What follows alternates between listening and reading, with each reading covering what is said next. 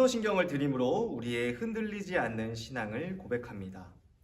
전능하사 천지를 만드신 하나님 아버지를 내가 믿사오며 그 외아들 우리 주 예수 그리스도를 믿사오니 이는 성령으로 잉태하사 동정녀 마리아에게 나시고 본디오 빌라도에게 고난을 받으사 십자가에 못 박혀 죽으시고 장사한 지 사흘 만에 죽은 자 가운데서 다시 살아나시며 하늘에 오르사 전능하신 하나님 우편에 앉아 계시다가 저리로서 산자와 죽은 자를 심판하러 오시리라. 성령을 믿사오며 거룩한 공예와 성도가 서로 교통하는 것과 죄를 사하여 주시는 것과 몸이 다시 사는 것과 영원히 사는 것을 믿사옵나이다. 아멘.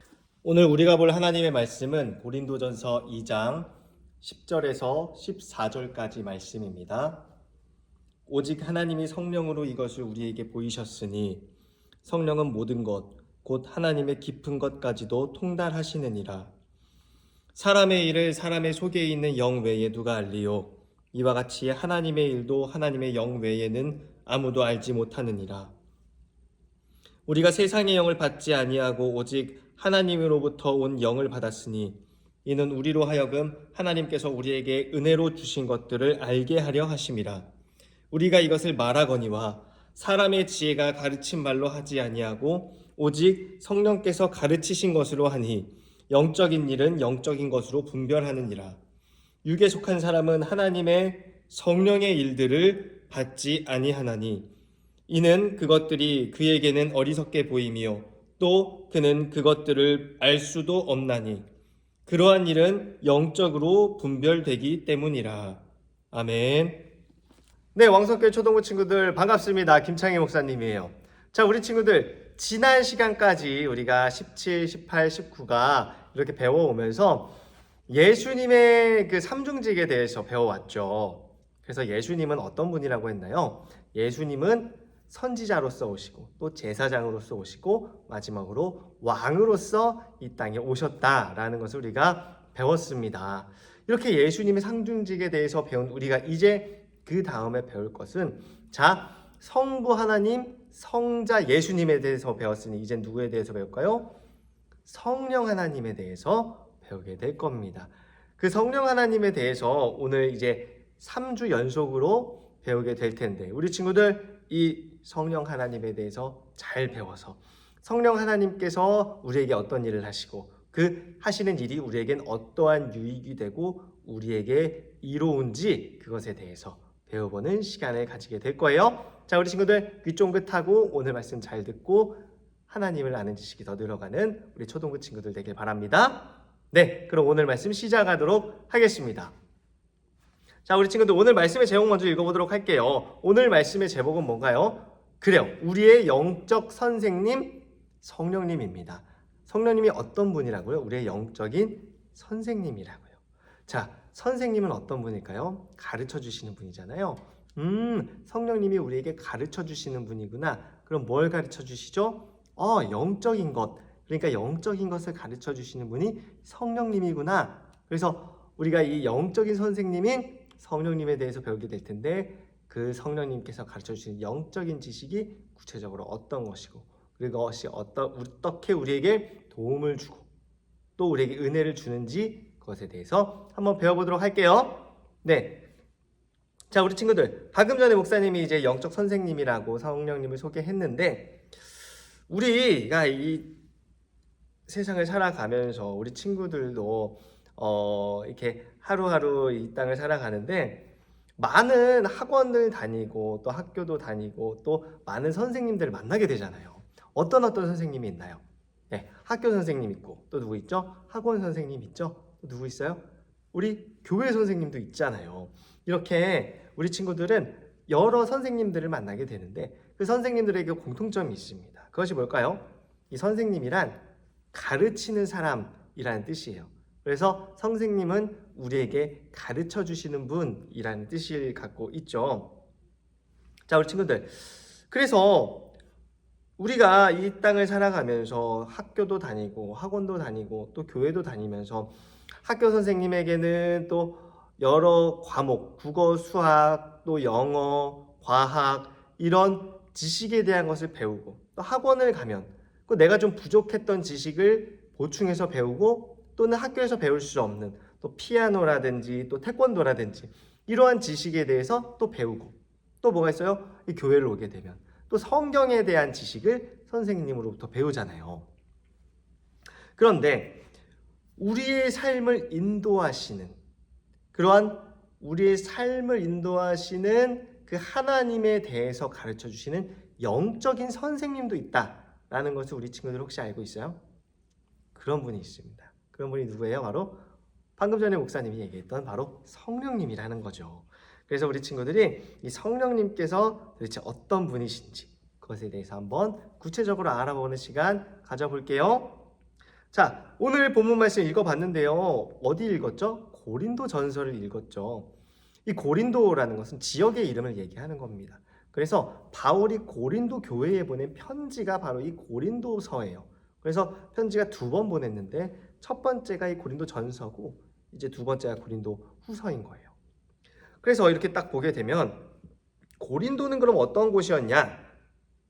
고린도는 이 지중해, 알죠? 지중해, 유럽 이 중앙에 있는 지중해라는 바다에서 그 당시에 여러 국가들이 이 배를 타고 해상 교통을 하면서 많은 사람들이 그곳에서 장사를 하고 무역을 하면서 물건을 사고 파는 이러한 그 장사의 중심지였어요. 예를 들면 오늘날로 따지면 시장 같은 곳이었습니다. 그래서 고린도에는 항상 그 나라 사람뿐만이 아니라 외국인들이 많이 들어왔고요. 그래서 외국인들이 들어오면서 본인이 그냥 들어오는 것이 아니라 자신을 지켜둘 자기 나라의 우상들, 그 신들을 가지고 들어왔어요. 그러다 보니까 이 고린도라는 도시는 여러 나라의 많은 신들이 모이는 장소였습니다. 우상이 아주 가득한 도시였다라는 거예요. 대표적으로 그 당시 이제 우리 친구들 그리스 신화를 알고 있는 친구들이 많이 있을 텐데 그리스 신화를 보면 사랑의 여신으로 불리는 여신이 있습니다. 누구예요? 아프로디테죠. 이 아프로디테라는 여신, 그 여신을 숭배하는 아주 큰 신전이 이 고린도에 있었어요. 그래서 이 아프로디테 신전에서는 그 사람들이 이 아프로디테 그 신을 섬기면서 이렇게 우상을 섬기면서 그들에게 제물도 바치고 그리고 그들에게 제사를 지낸 뒤에는 또 음란한 행위를 하기도 했다고 합니다. 그러니까 굉장히 타락한 도시였다라는 거죠. 이래서 이 고린도 지역은 육체적인 타락, 이런 쾌락, 이런 걸 추구하는 육체적으로 어떤 죄악과 욕심이 가득한 도시였어요. 그래서 바울은 이것을 뭐라고 표현하냐면 육에 속한 사람이라고 표현합니다. 이 고린도 사람들을 가리켜서 이 고린도 사람들이 육에 속한 사람이다라고 말을 하는 거예요. 이렇게 이 고린도라는 도시는 굉장히 타락한 도시였는데 문제는 이러한 문화가 고린도 성도들에게도 영향을 많이 주었었다라는 거예요. 고린도 5장을 보면 이 고린도 교회 성도들에게 갖고 있었던 이 문제가 드러나는 것을 우리가 성경을 통해서도 알 수가 있거든요. 그래서 바울은 그런 고린도 교회 성도들에게 돈과 쾌락에 빠져 살아가는 이런 육에 속한 사람이 되지 말고 하나님의 말씀과 뜻에 따라 살아가는 어떤 사람이요? 영에 속한 사람이 되라 라고 말을 하는 겁니다. 고린도 교회의 사람들이 그렇게 예수님을 믿고 이제 예수님의 자녀가 되었지만 여전히 과거에 살았던 이 고린도 지역의 이 문화에 빠져나오지 못하는 모습들이 있었다라는 걸 이제 바울이 지적을 하는 거예요. 그렇다면 이제 바울은 이러한 고린도 교회 성도들에게 영에 속한 사람이 되기 위해선 어떻게 해야 된다라고 가르치고 있냐면 그것이 바로 고린도 전서 2장 10절의 말씀에서 나옵니다. 이 10절의 말씀 우리가 함께 읽어보도록 하겠습니다.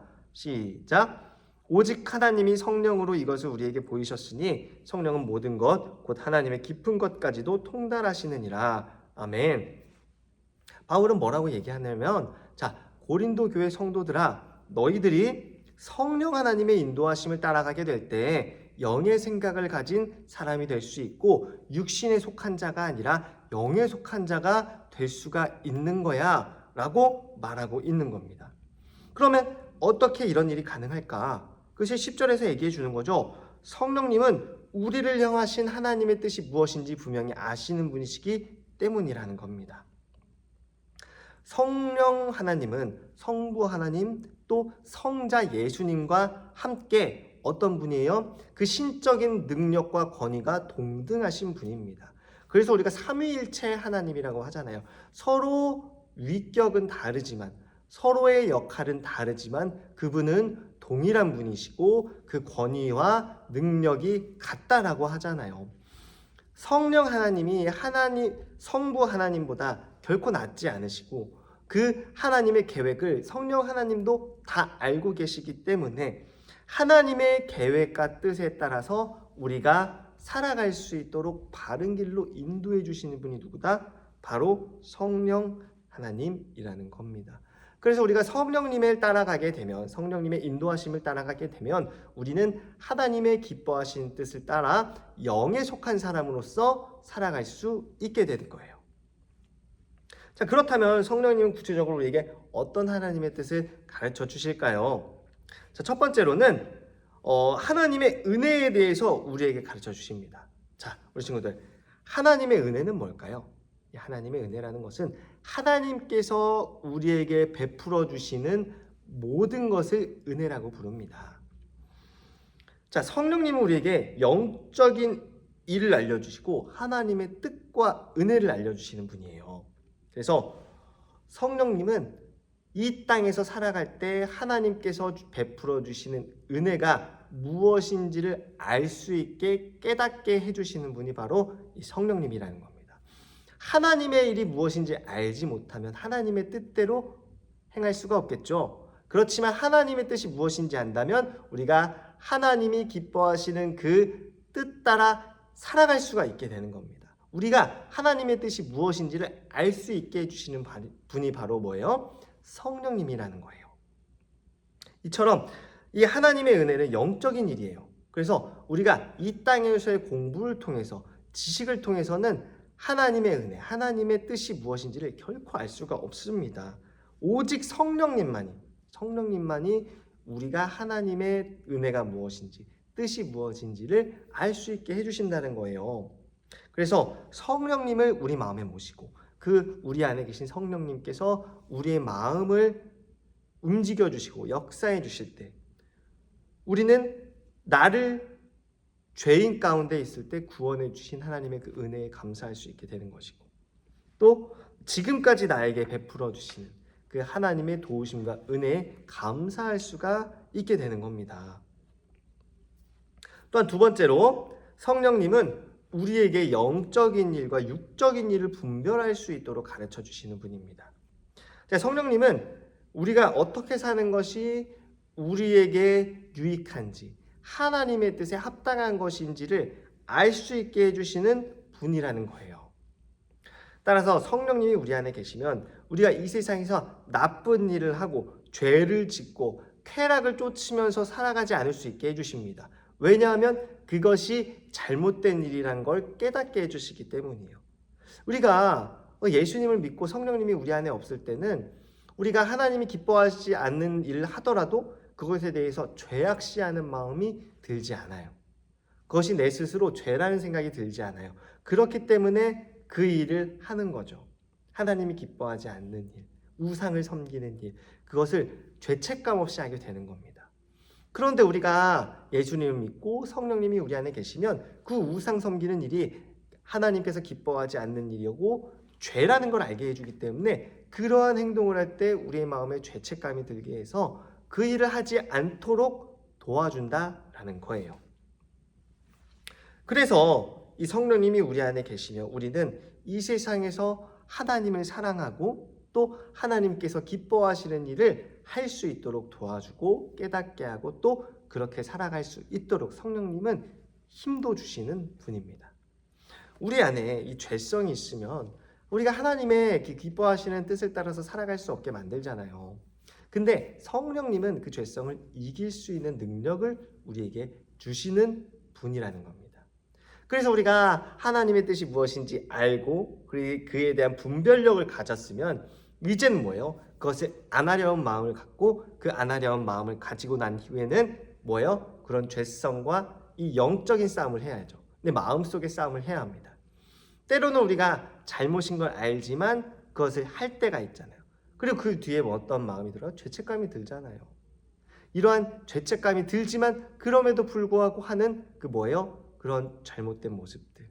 그런 모습들이 더 이상 나오지 않도록 도와주는 분이 바로 성령님이라는 겁니다. 그래서 우리가 이제 날마다 성령님을 의지하면서 성령님께 기도하면서 성령님의 인도하심을 따라서 살아가게 되면 우리는 육신에 속한 자가 아니라 영에 속한 자가 되어서 하나님을 기쁘시게 하는 친구들이 될 수가 있는 거예요. 그래서 우리 친구들 하루하루 살아가면서 우리 친구들이 늘 하나님의 말씀을 잘 순종하고 따르면서 살아가고 있나요?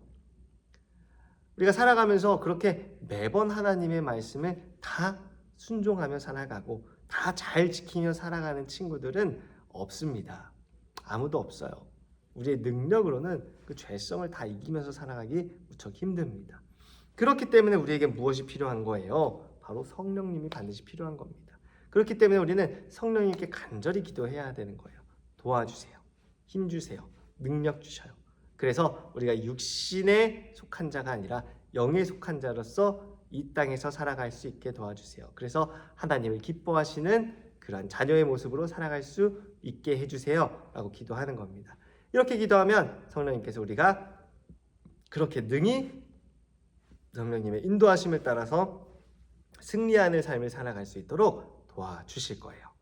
네, 그러면 우리 친구들 그러한 친구들이 될 줄 믿고 감사하며 이 시간 이제 기도하도록 하겠습니다. 사랑과 은혜가 풍성하신 하나님, 우리에게 성령님을 보내주셔서 하나님의 뜻을 깨달을 수 있도록 해주시니 감사합니다. 우리가 이 땅에서 육신의 일을 하면서 살아가는 것이 아니라 영의 일을 하면서 살아가게 하시고, 그래서 우리가 하나님께 기뻐하시는 일을 하면서 살아갈 수 있는 참된 하나님의 자녀가 될 수 있도록 주님께서 축복해 주세요. 예수님의 이름으로 감사하며 기도드렸습니다. 아멘.